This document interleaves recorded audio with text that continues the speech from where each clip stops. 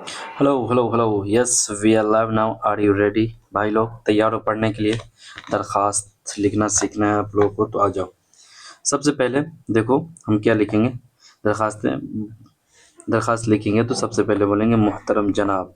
ठीक है, आगे में लिखेंगे मुअद्दिबाना गुजारिश है कि मैं जमात किसका, कौन से जमात का? तो जमात दहम का तालिब इल्म या तालिबा हूँ, और board examination Bihar school board examination के तहत मुनाकिद होने वाले बिहार बोर्ड 10वीं इम्तहान 2026 में शिरकत करने वाला हूँ। ठीक है, उसके बाद या वाली हूँ, मेरे वालिदैन की माली हालत नहायत कमज़ोर है।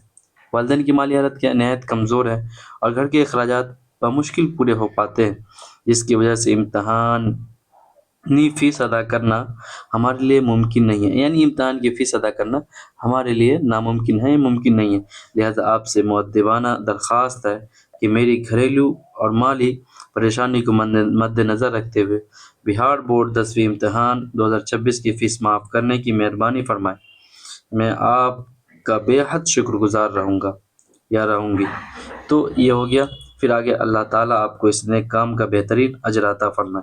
आपका फरमाबरदार तालिब इल्म या तालिब, ठीक है, नाम जो भी हो, जैसे किसी का नाम दानिश हो तो दानिश लिख देना, ठीक है ना, मोहम्मद दानिश लिख देना।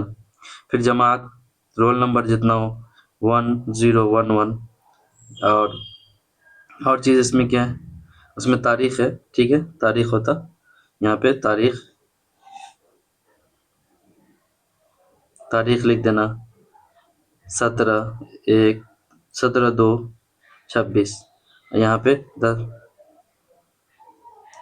तो इस तरीके से आप दरख्वास्त लिखना सीख सकते हैं। ठीक है, अगर किसी को फर्दर एक्सप्लेनेशन के साथ दरख्वास्त लिखना हो तो आप हमें बताएं, और उसके लिए आपके लिए अच्छे तरीके से वाइट बोर्ड पे भी हम दरख्वास्त लिखना सिखा देंगे।